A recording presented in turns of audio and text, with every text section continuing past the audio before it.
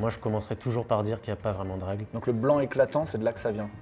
Mieux vaut vendre des papiers qui sont dits fine art quand on est photographe, quand on est même galeriste. T'imagines le délire, 70 ans plus tard, t'as un mec qui arrive, qui dit je ne reconnais pas monsieur. C'est Johnny. Bienvenue dans le Six Talk.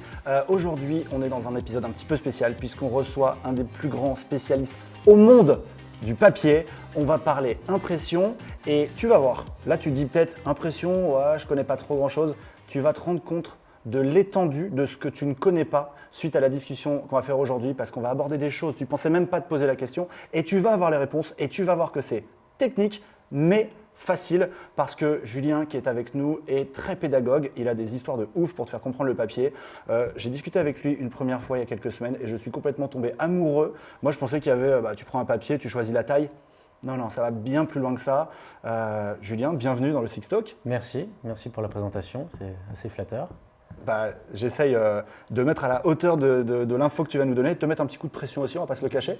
C'est réussi. Il y a une petite spécificité aussi, c'est qu'on a un public qui est avec nous aujourd'hui. Bienvenue à tout le monde.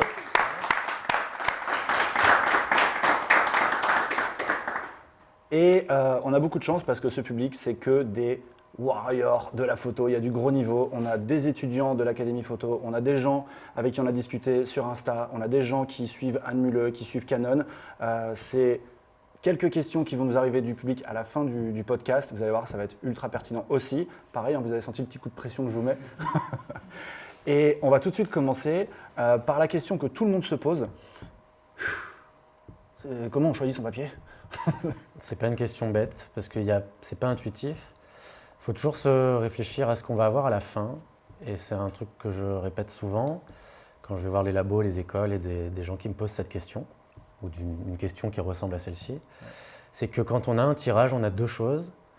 On a d'abord un support, donc c'est vraiment un élément physique, donc c'est le papier, et on a aussi une image, c'est-à-dire ma photo, est-ce que je l'ai utilisée avec un papier brillant, avec un papier mat, etc. Ouais. Donc le premier paramètre de choix du papier, c'est savoir est-ce que je veux un papier qui sera moins susceptible de vieillir qu'un autre. Ouais. Et donc à savoir un papier fine art. Alors pourquoi on voudrait un papier qui vieillit moins?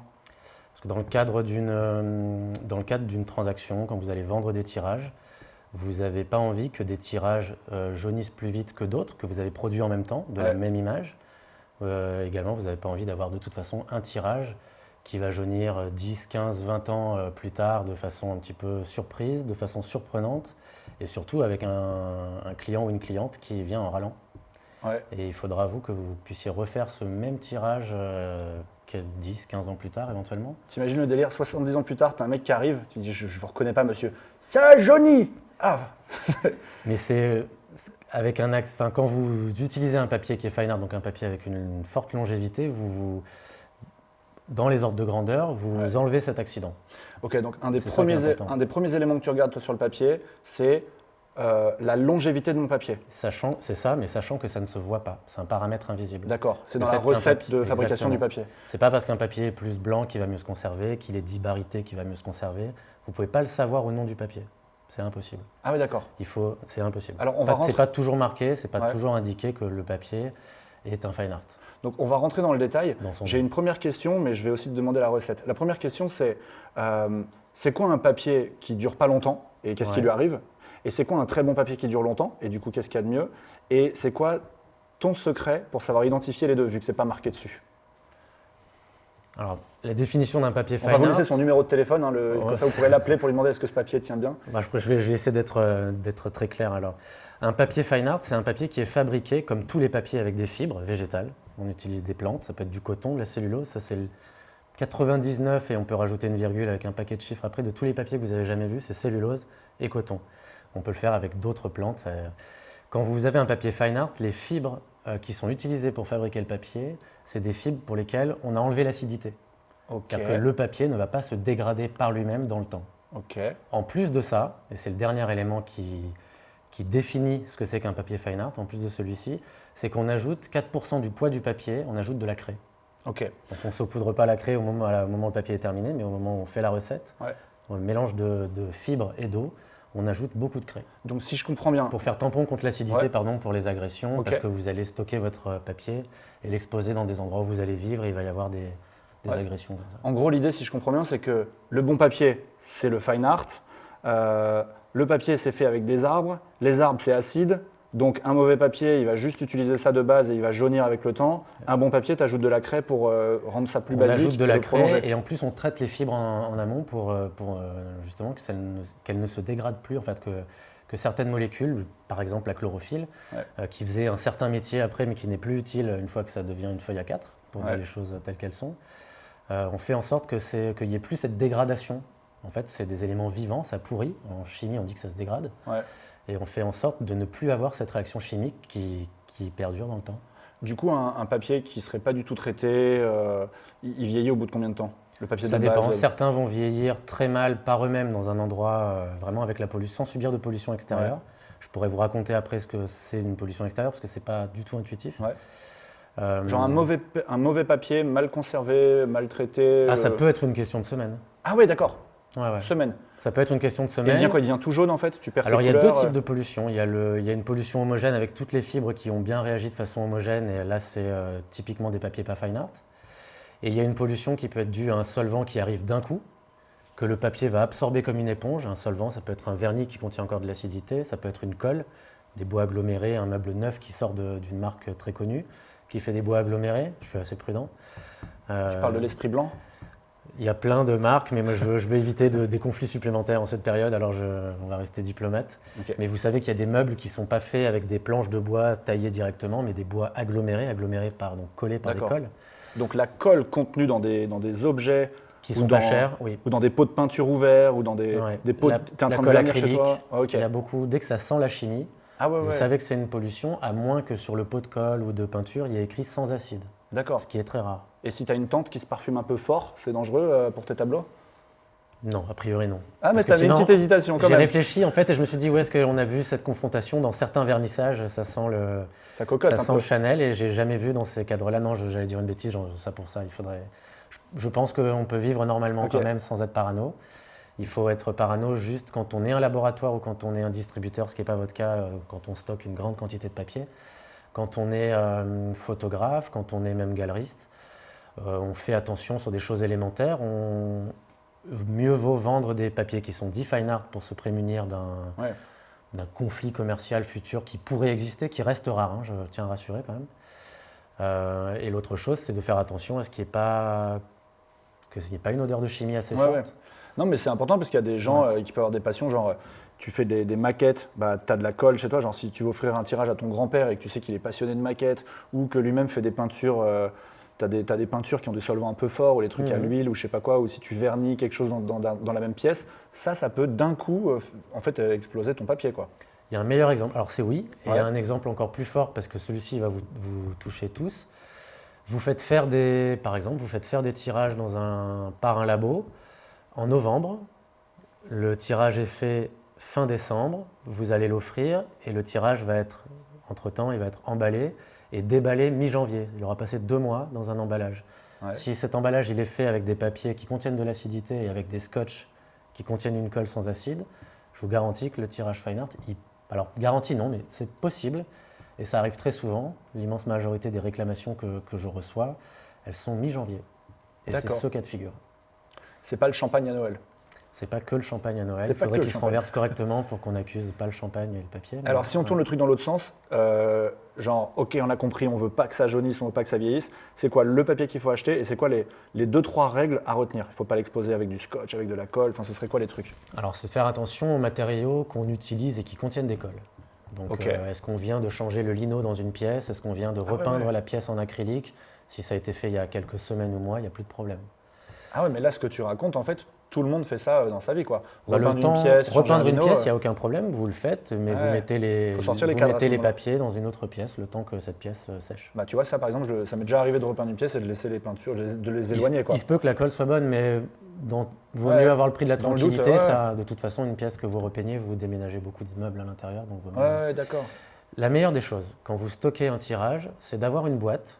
Ça peut être la boîte d'emballage, mais ça peut aussi être une boîte d'archives que vous achetez. Les deux sont des boîtes qui sont fabriquées avec des cartons sans acide, donc des papiers sans acide. Le mieux, c'est de ranger vos papiers à l'intérieur, vos tirages, hein, c'est un papier qui est avec l'encre dessus, un tirage. et de mettre dessus un papier vierge, blanc, qui pourrait être le témoin d'une pollution. En fait, c'est un peu votre pare-choc. Ça sera votre témoin. Ouais. Moi, quand je vais dans un labo et que je ne vois pas de tirage, je sais que c'est un labo qui peut ne pas voir une pollution qui arrive d'un coup. Quand je vois un labo qui n'utilise pas des papiers comme ça sans acide pour l'emballage par économie, quand ils n'utilisent pas des scotch qui sont sans acide, je sais qu'ils peuvent avoir cet accident. C'est très rare, ça reste très rare. Mais quand c'est le travail d'une vie, quand vous imaginez, alors ici je sais qu'on a des gens passionnés et qui travaillent comme pro très souvent, vous savez que c'est important pour vous d'avoir votre portfolio, d'avoir des tirages que vous allez vendre ou que vous allez exposer encore ou pour la première fois. Et c'est important de savoir ces petits trucs. Ça permet de ne pas acheter des instruments de mesure dignes des réserves du Louvre et ça permet d'être sûr de soi. Ok. Parce que c'est ça l'important, c'est le prix de la tranquillité sur ces trucs-là. Alors moi, là, ce que je retiens, que tu peux appliquer dès maintenant si tu veux imprimer chez toi, c'est que si tu veux faire un cadeau à quelqu'un que tu n'aimes pas, tu prends un papier classique en supermarché par feuille de 400. Et si tu veux faire un beau cadeau qui va tenir dans le temps, plutôt du fine art. C'est ça la petite astuce. Fine art, c'est une appellation. Les marques ne désignent pas les papiers fine art eux-mêmes. C'est une norme ISO. D'accord. C'est la norme ISO 9706 Comme qui le dit… bio, les trucs comme ça, c'est Exactement. une norme de qualité. Ouais. Il y a plusieurs. En vérité, il y a plusieurs normes. Mais celle-ci, c'est la plus dure à satisfaire. Quand elle y est, les autres sont là. D'accord. Et celle-ci, elle dit deux choses. C'est que vous avez des fibres sans acide et qu'on a rajouté de la craie. D'accord. Et ça définit concrètement ce que c'est un papier fine art. Ouais. Après, c'est un peu comme les premières voitures qui ont bénéficié de l'ABS, qui ont bénéficié de la direction assistée. Ils ont mis le paquet sur le reste. C'était des berlines, c'était des belles voitures. Nous, si on a fait cet effort sur les fibres, si on a fait cet effort sur un additif qui est la craie, évidemment qu'on va vous proposer des textures qui sont plus…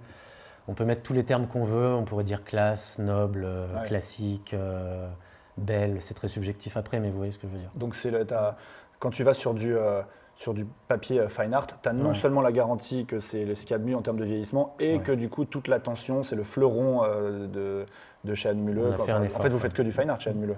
On fait majoritairement, mais on ne fait pas que ça. Ok. Ouais, mais majoritairement, on fait ça. Ok. Et du coup, je pense que… Bon, et moi, il y a une deuxième question que j'ai. Ouais. Ok, j'ai compris, si je veux un beau truc, je prends du fine art. Mais ensuite, il y a des termes, genre le grain, les couleurs, etc. Est-ce que tu peux nous parler des grosses choses à regarder et de qu'est-ce qui est le mieux finalement? Alors, ce qu'on a fait, c'est qu'on a parlé du support. Qu'est-ce qui va tenir l'image? Et maintenant, on parle de l'image. Ouais. Donc, on parle souvent d'un rendu. On parle d'un rendu, c'est-à-dire le rendu de votre photo sur un papier et donc le rendu du tirage. Pour choisir ça, on peut toujours se faire des discussions qui sont un peu longues, elles peuvent être agréables, elles peuvent être complexes, Viens, on part sur du agréable. Elles peuvent tourner en rond. Pour pas que ça tourne trop en rond, moi je propose une méthode, j'ai rien inventé, mais c'est une méthode que j'ai vue utilisée dans les labos, qui est la plus simple. C'est d'abord vous choisissez, en fait il y a 3 paramètres pour le rendu. C'est d'abord vous allez choisir si c'est un papier qui est mat ou brillant. C'est vraiment complètement différent. Mat ou brillant, c'est comme la peinture finalement. C'est ça, mais en fait c'est vrai pour la peinture, c'est vrai pour les carrosseries, c'est vrai pour des pierres, pour du verre. Quand vous avez un élément qui est brillant, c'est un élément qui, avec les mêmes pigments, va avoir des couleurs plus saturées. Donc il faut comprendre des couleurs plus vives, on dit des couleurs plus saturées. Et avoir la possibilité d'avoir des noirs plus denses. Ouais. Ça, c'est avec le brillant. Avec le mat, vous ne pouvez pas avoir ça. Ouais. Il faut juste se sortir de l'esprit, de se dire bon, je vais forcément prendre brillant parce que, en gros, la palette de peintre qui est à ma disposition, elle est plus grande. Ça, c'est que le rendu est complètement différent. C'est un peu un trait d'esprit. On ne s'en rend pas forcément compte tout de suite. Moi, par exemple, spontanément, je peux trouver que le mat est plus classe, mais quand tu le compares à un brillant, tu as l'impression que tu as du noir sur ta photo mat. Et en fait, quand tu regardes par rapport à un brillant, en fait, tu as un gris, quoi. C'est le cas. C'est absolument impossible d'avoir un noir. C'est optique, c'est au niveau optique, c'est pas possible. Et pourtant, vous avez les mêmes cartouches d'encre. Il y a la cartouche d'encre noir mat et noir photo qui peut varier. Mais quand on parle de rouge saturé, on n'a pas rajouté du noir pour qu'il devienne saturé. Il aurait grisé, il serait même désaturé. Donc là, c'est vraiment un phénomène d'optique qui est lié à la surface du papier. Okay. Donc ça, c'est le premier élément que vous devez choisir.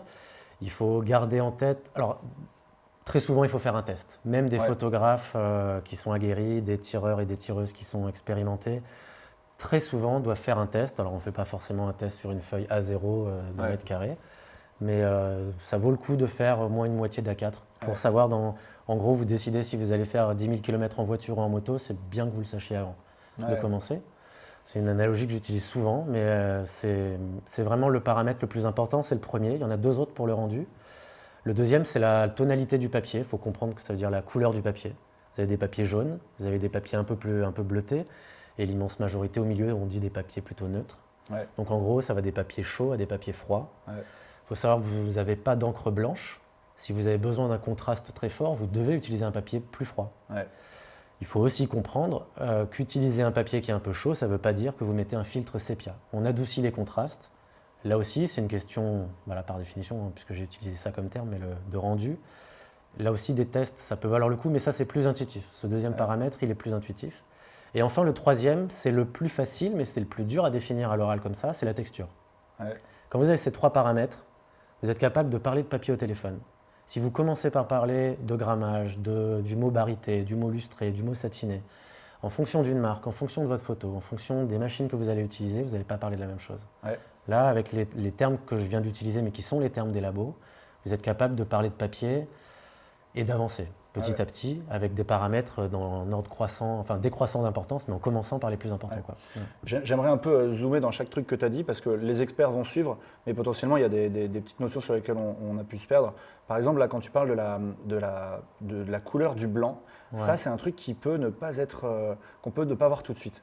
Je sais que moi, les premiers shoots photos que je faisais il y a 10-15 ans, j'avais des rouleaux de papier donc, et tu fais une photo au flash et tu sais pas pourquoi ta photo elle ressort légèrement bleue. Et en fait, il faut savoir que le blanc n'est jamais blanc. Un pur blanc, ça n'existe pas. Le blanc, il a une balance des couleurs et en fait, comme une photo, il faut faire ta balance des blancs pour régler quelle est ta valeur de blanc. Ton blanc, il peut être froid, il peut être chaud. C'est un peu la même chose quand tu peins chez toi. Tu as des peintures blanches qui vont être un peu froides parce qu'elles sont plus vers les bleus, d'autres qui vont être un peu chaudes parce qu'elles sont plus vers les jaunes. Et du coup, le papier a la même chose. Et là, ce que tu nous expliques, c'est que si tu veux un blanc plus profond pour donner cette illusion, il faudrait tendre vers un blanc plutôt froid, c'est ça? Pour jouer du contraste. Ça augmente énormément le contraste.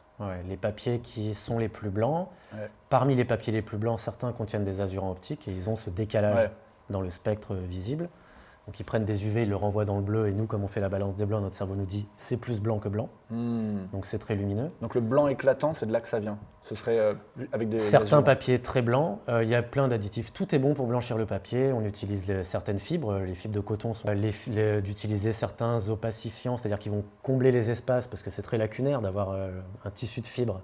Il y a beaucoup de vide. Si on prend le microscope, c'est un tapis. 97% de vide et 3% de matière. Donc ça, on le comble avec de la matière, donc un opacifiant, mais qui est blanc aussi. On utilise des cols qui vont aussi servir, tout est bon pour essayer de blanchir. Et quand vraiment on veut mettre un dernier coup, on met des azurants optiques dans les papiers. Je reconnais là que je ne suis pas spécialiste en azurants optiques, c'est plus compliqué, d'autant qu'ils ont évolué. On utilisait, il y a 30 ans, les papetiers utilisaient des azurants optiques qui n'étaient pas bons, qui sont interdits maintenant. Et aujourd'hui, on utilise des azurants optiques qui sont beaucoup plus doux et qui sont surtout beaucoup moins utilisés. Et alors, plus résistant dans le temps. Et est-ce que la question que je vais te poser a du sens? Est-ce que quelqu'un qui ne sait pas trop quel papier choisir, est-ce qu'il y a un truc qui est mieux qu'un autre? Genre, tu veux une belle photo, tu veux que ce soit cool, sympa, faire un beau cadeau, tu veux pas trop te prendre la tête, ce serait quoi qu'il faut aller chercher? Quelque chose de neutre? Quelque chose de chaud? Quand on ne sait pas, il vaut mieux prendre quelque chose de neutre et garder ce que j'ai dit sur le premier paramètre. Mat ou brillant, vous ne pourrez pas faire de compromis. Il y a beaucoup de papetiers, il y a beaucoup de vendeurs de papier qui vont dire c'est un demi-mat. Non, il y a les brillants, il y a les mats. Ce qui est demi quelque chose, c'est brillant. Une voiture décapotable, c'est pas une moto, c'est une voiture. C'est pareil. C'est vraiment l'ordre de grandeur qu'il faut garder. C'est le fait que l'espace de couleur dont vous bénéficiez parce que le papier est brillant, il va être très grand. S'il est semi-mat, il sera à peine moins grand, ça ne changera pas grand-chose. Donc mat ou brillant, ça, il faut absolument choisir. Mais ça tombe bien parce que ça saute aux yeux. Enfin, une fois que tu imprimes, tu vois les deux, c'est vraiment évident. Et sur la Et après, c'est de faire simple. C'est de prendre un papier neutre, un papier qui a une texture mais pas trop. Il faut éviter le très lisse et le très texturé quand vous ne savez pas. Et ensuite, votre propos, face au tirage que vous avez, aux quelques tirages que vous avez qui sont assez simples, là, vous pourrez vous dire mais il me manque quelque chose. Ou alors, il y a quelque chose en trop. Il peut y avoir une texture en trop. Il peut manquer de texture. On aimerait de voir un petit peu les fibres du papier dans certains détails. On voudrait avoir un peu plus de contraste ou au contraire, on voudrait adoucir. Donc ça, c'est à vous de faire parler. Vous avez un tableau de bord, vous n'êtes pas obligé d'appuyer sur tous les boutons et on va reconnaître votre sérieux, à votre capacité à faire des choix justes, donc à savoir les justifier. Ça, c'est très théorique. Dans les écoles photo, c'est ce qu'on apprend au début. Si vous commencez en sortant à chaque fois avec le trépied en faisant du HDR, c'est peut-être pas la meilleure méthode de faire de la photo. D'abord, faites un truc simple et puis après, vous ajoutez des gadgets ou quelque chose petit à petit pour que ça ait un propos, quoi. Mais déjà, avec ces 3 leviers, si tu arrives à bien comprendre juste les 3 leviers que tu viens de nous présenter, tu as fait 90% du boulot de ce qu'il faut pour bien comprendre le papier, quoi. Et mieux que ça, ouais. Tu prends du fine art, Ouais. tu choisis mat, brillant, satiné, demi-mat, tu choisis ça, tu choisis la température de couleur Ouais. et tu choisis sa texture, donc très lisse ou très granuleux. Déjà Une là, texture particulière, il y en a qui sont rondes, il y en a qui sont un peu plus pointues. là, tu vas dans un labo, tu parles de ces 3 éléments, les mecs disent « Oula, toi tu t'y connais toi ». Bah ouais, donc tout de suite ils vont. Oui, c'est toujours. Alors pas que dans les labos, mais il y a aussi, il y a certains labos où vous allez peut-être leur faire un peu peur C'est eux qui savent pas. en étant précis. Il y a de tout, il y a des très bons, mais on ne peut pas juger un labo que à ça. Mais oui, tout le monde ne sait pas ces 3 paramètres, mais en fait, ça, encore une fois, on n'invente rien en utilisant ces paramètres-là. Vous avez déjà utilisé les termes de balance des blancs, de texture, de fait que ce soit brillant ou pas. C'est juste que vous allez gagner du temps et paraître sérieux, ça c'est toujours bien. Ouais.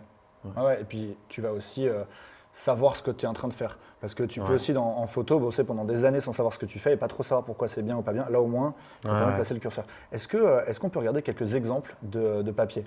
Alors, j'ai apporté quelques tirages avec quelque chose qui est important quand vous changez un paramètre, à savoir le papier. Vous ne changez que le papier. Gardez la même photo pour comparer des papiers différents. Tu compares un des 3 paramètres à la fois, en fait. Tu changes soit la granularité, soit la température du papier, Non, soit sa texture. c'est plus simple que ça. C'est-à-dire que vous allez comparer des papiers sur ces 3 paramètres-là. Ouais. Mais quand vous comparez un papier, deux papiers, pardon, gardez une même image. Ah oui, la Ça même peut photo à paraître chaque fois. la même photo à chaque fois. Ah ça oui, peut oui. paraître complètement bête, Tu as raison de le dire. mais c'est toujours bon à dire, c'est quelque chose de simple.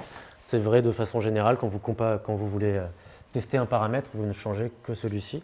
Donc là, j'ai une même image avec 3 tirages différents parce qu'ils sont faits sur 3 papiers différents. Tu peux nous dire à chaque fois le. Alors là, ici, c'est le brillant là. C'est notre papier mat le plus classique, le Photorac 308.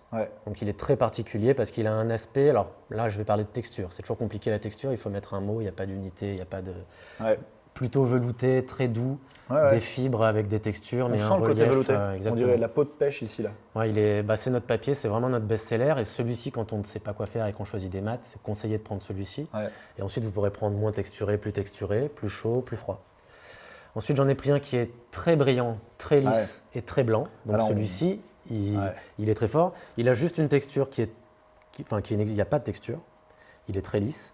Par contre, il ajoute énormément de contraste et en plus, comme il est très brillant, il a un gamut assez élevé, il a des noirs très profonds. Est-ce que tu peux définir, il a un gamut assez élevé? Ah, gamut, pardon. En plus, c'est un terme que j'aime pas utiliser. Gamut, c'est l'espace de couleur, c'est la taille de la palette du peintre. C'est comme 8 bits, 16 bits, 16 millions de couleurs. Exactement, c'est l'échantillonnage possible qui est plus grand, sauf que là, il est en continu parce que c'est physique et on n'est pas sur un écran. Donc il a plus de finesse, de profondeur, de puissance, le brillant donc. Exactement. Ce qui est général entre un mat et un brillant, mais ce brillant est encore plus brillant que les autres. Moi, j'aimerais te poser une question plus compliquée, plus philosophique. Qu'est-ce que raconte chacun de ces papiers? Genre, quand est-ce que tu vas utiliser un mat? Est-ce que c'est pour raconter de la douceur? Est-ce que c'est pour raconter un espèce de côté vintage? Est-ce que c'est pour raconter de la rondeur, de la chaleur? Enfin, en disant ces mots, je pense plutôt que c'est ça. Un brillant, est-ce que tu vas sur quelque chose où tu veux vraiment montrer le détail, où tu veux montrer le côté vif? Ou est-ce qu'il n'y a pas vraiment de règles? Moi, je commencerai toujours par dire qu'il n'y a pas vraiment de règles parce que ça uniforme trop l'activité. Et les artistes, ils ont besoin de faire des contre-pieds tout le temps. Faire tout le temps des contre-pieds, c'est plus en faire. Donc là aussi, les règles absolues, je m'en méfie. Quand la règle, c'est de sortir de la règle, ça devient la règle. Du coup, est-ce que c'est une règle? Exactement. Donc c'est pour ça qu'en fait, on ne peut pas utiliser, c'est trop... C'est pas assez... Faut se faire plaisir, quoi. Faut prendre le truc qui te parle le plus. Non seulement il faut se faire plaisir, mais il faut que ce soit justifié. Mais c'est une affaire de sensation. Parce que c'est ce que les gens vont avoir quand ils vont regarder votre travail.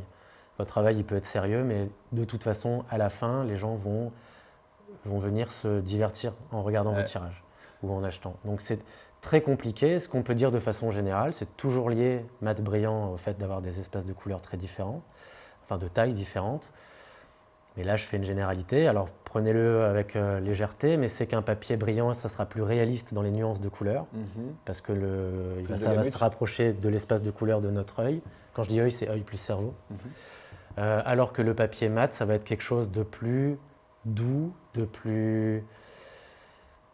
avec le risque d'avoir des cassures, parfois. S'il est traité des cassures dans les nuances, il faut traiter son fichier pour un papier mat différemment qu'on le fait pour un papier brillant. Donc dans les transitions de couleurs extrêmement fines, comme tu as moins de gamut, tu as moins de possibilités de faire ton Ça va dégradé. être haché, et donc du coup, ça tu vas avoir peut- des… Exactement. Ça a dû sûrement arriver. Il y a deux raisons pour ça. Il y a est-ce que le papier est mat, et puis il y a est-ce que tu es bien en 16 bits et non J'ai pas en fait 8 exprès bits. d'en parler. Je parle rarement des défauts entre le fichier et le tirage.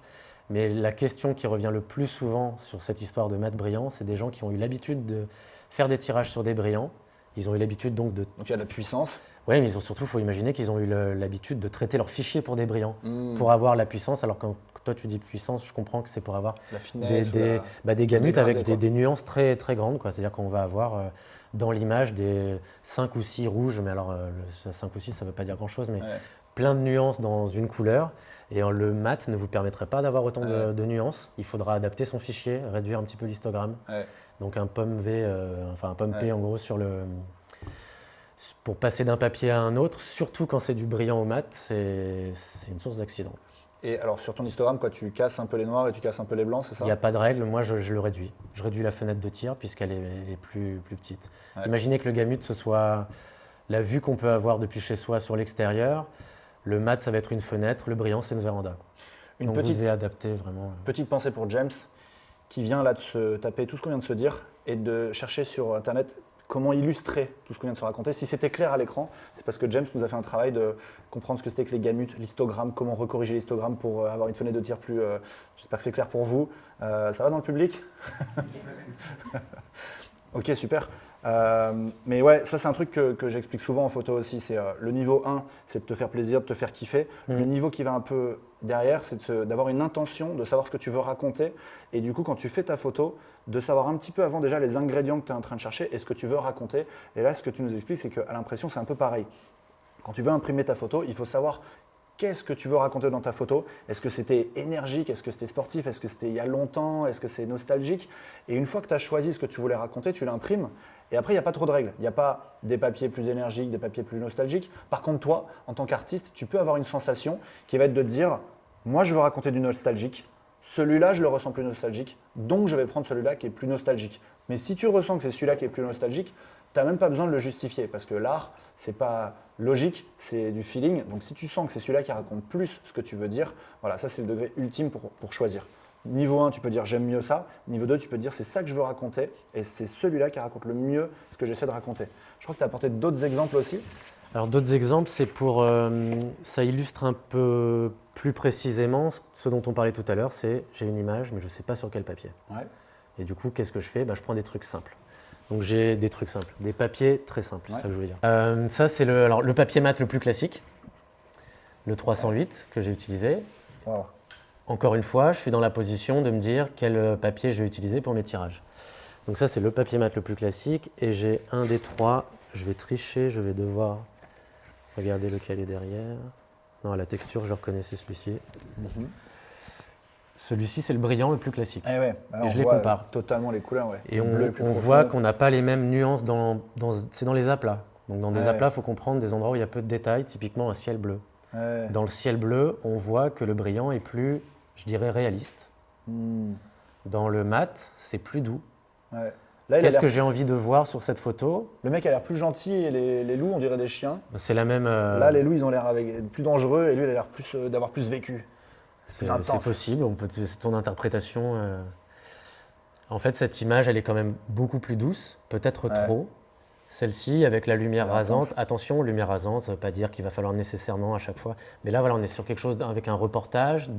Quand on parle de lumière rasante, c'est parce qu'ici, il y a des nuances qui sont relativement complexes avec les habits, le pelage du loup, la fourrure du monsieur et aussi la roche.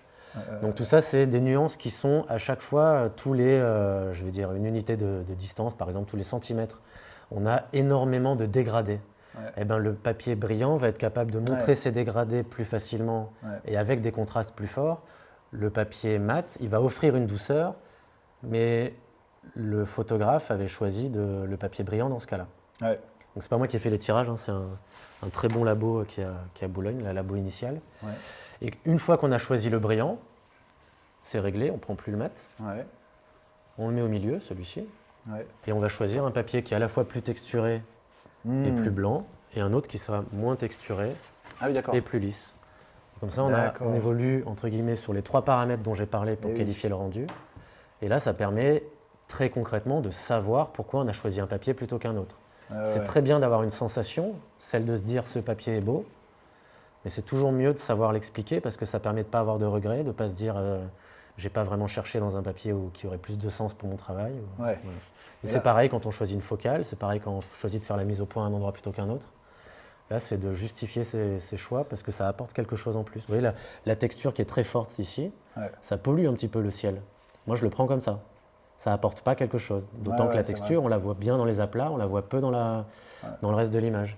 Du coup, on a choisi, et le photographe, c'est le photographe qui a choisi, sur les conseils du labo, le papier qui était brillant, le papier qui était le moins brillant des brillants, le moins texturé et le moins froid, avec le moins de contraste. Il y a un truc aussi sur la texture, c'est qu'un papier très texturé, j'imagine, ça donne envie de le toucher, et donc il s'abîme plus de fait, non? D'autant plus quand c'est un papier mat, et les papiers mat sont très fragiles, les papiers blancs, vous pouvez faire ça, les papiers brillants sont plus costauds. Ils ont un couchage, en fait, il y a une émulsion en surface qui permet de recueillir l'encre pour qu'elle se diffuse dans le papier, mais pas tellement sur les côtés, sinon l'utilisation des profils, voire même la netteté de votre fichier, ça n'aurait plus beaucoup de sens. Vous imprimez sur un papier buvard, il n'y aurait plus aucun détail. L'encre va migrer dans tous les sens. Donc il y a un couchage, et le couchage avec les papiers texturés, il offre, je ne sais plus, je me suis un peu perdu sur ta première question. Non, je demandais, est-ce que tu aimes ça la photo? Écoute, tu fais des pièges, je répète souvent les mêmes phrases, je suis désolé. Et j'ai peut-être un peu perdu le fil de ta question. Non, moi le truc que j'aimerais, c'est surtout savoir s'il y a des questions dans le public, parce que je t'ai un petit peu cuisiné, mais je pense que tu en es qu'à tes débuts là, tu vas pas t'en sortir comme ça. Ouais, ça marche. Est-ce que dans le public, quelqu'un veut poser une question? N'hésitez pas à être égoïste et à poser une question qui peut vous intéresser. Il y en avait des bonnes tout à l'heure devant la machine à café. Désigne-moi la personne. Sens. Désigne-moi la personne qui t'a posé une question. Non, je vais pas Il se connaît, ouais. Nous avons une question dans le public, juste ici.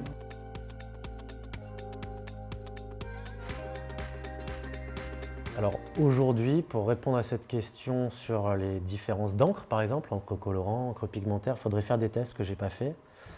Au niveau de la durabilité, on a parlé des fine art. Le premier argument, dans la définition des papiers fine art, il y a quand même la notion de longévité. Les encres pigmentaires, c'est celles qui tiennent le plus longtemps. C'est des pigments qui sont enfermés dans une énorme boule de résine, pour dire ça, pour romancer un petit peu. C'est très résistant aux UV, c'est résistant aux agressions extérieures. Le pigment ne va pas se dégrader. Ça a du sens quand on utilise des papiers fine art, jet d'encre, d'utiliser des encres pigmentaires. Et les deux, je vois plein de... Peu importe l'imprimante en question, que ce soit une petite imprimante de bureau ou un grand traceur, là ça va être une question de presque industrielle, de savoir le rendement que vous allez avoir, la taille des cartouches pour que ce soit moins cher à quantité égale, d'avoir des machines qui vont découper elles-mêmes, d'avoir des traceurs qui vont aller plus vite et qui peuvent accepter des rouleaux, ça vous coûtera moins cher également quand vous êtes un labo, ça c'est des questions importantes. Mais tirage par tirage, vous n'allez pas deviner quel type d'impression a été utilisé. Moi, je vous conseillerais juste de faire en sorte d'être certain du fait que ce soit des encres pigmentaires, ça a du sens d'utiliser ça si vous utilisez des papiers fine art. Ça a plus de sens. Après, au niveau colorimétrie, je préfère dire je ne sais pas pour quelque chose où je ne suis pas fondamentalement un expert, il faudrait faire des vrais tests. Il y a 20 ans, il ne fallait pas faire une expo avec des encres à colorant. Ou alors elle était éphémère. Aujourd'hui, je pense que c'est un peu... Il faudrait peut-être pondérer mon propos avec des vrais tests que je n'ai pas vus pour l'instant, en tout cas en français. Mais ça tombe bien, puisque la semaine prochaine, justement, on va avoir 2 invités, je crois, de chez Canon, j'ai entendu dire, qui peut-être vont pouvoir répondre à cette question aussi. Donc si cette question t'intéresse, pense à regarder la semaine prochaine. J'en profite pour un petit interlude. Si tu as des questions, toi aussi, pose-les en commentaire, puisque toi, tu vas checker tous les jours les questions, c'est ça, pour pouvoir y répondre? Toutes les 5 minutes. Toutes les 5 minutes, on a mis une hotline sur son téléphone. Donc, si tu poses une question en commentaire, il sera présent. C'est vraiment passionnant la manière dont tu parles du papier. Je vous l'avais promis que cette discussion, ça allait aller beaucoup plus loin que quelle est la taille du papier qu'il faut que j'achète. Je vous avais promis aussi que ça allait te montrer l'étendue de ce que tu ne connais pas, mais que ça allait t'apporter les réponses en même temps. Big up à James qui a rendu ça encore plus simple que ce que tu avais pourtant déjà expliqué très simplement, mais comme on allait quand même dans des termes techniques, là au moins c'était ultra compréhensible. On a prévu un petit truc en plus pour toi, derrière ton écran. On a décidé de faire un concours avec Anne Muleux, avec Canon également. Les prix à gagner, ça va être une imprimante de dingue. Pour savoir laquelle c'est, ça se passe dans l'épisode prochain. Et des packs de papier dont tu vas nous parler dans un instant. Et pour avoir la règle du jeu, ça se passe dans la légende de cette vidéo. Donc si ça t'intéresse de participer et de pouvoir monter ton labo photo chez toi, tu squattes l'appartement de ta grand-mère et tu montes un pur labo photo, c'est dans ce concours que ça se passe. On a choisi un pack de dingue. Donc la règle du jeu, elle est en légende. Il faut répondre à cette question. Et il y aura une question sur chacun des deux podcasts. Un sur le podcast Anne Muleux, un sur le podcast Canon. Il faudra répondre des deux côtés. Et par rapport à ça, on choisira la personne qui va gagner. J'en profite, tu connais, hein, abonne-toi. On choisira un vainqueur parmi ceux qui s'abonnent. Peut-être pas, c'est pas obligé. Peut-être que si quand même. Abonne-toi, laisse un petit commentaire, petite cloche, tu connais tout le truc. Et est-ce que tu peux nous parler un petit peu des papiers que tu as prévus dans ce concours? En fait, on a une gamme au sein des papiers Fine Art.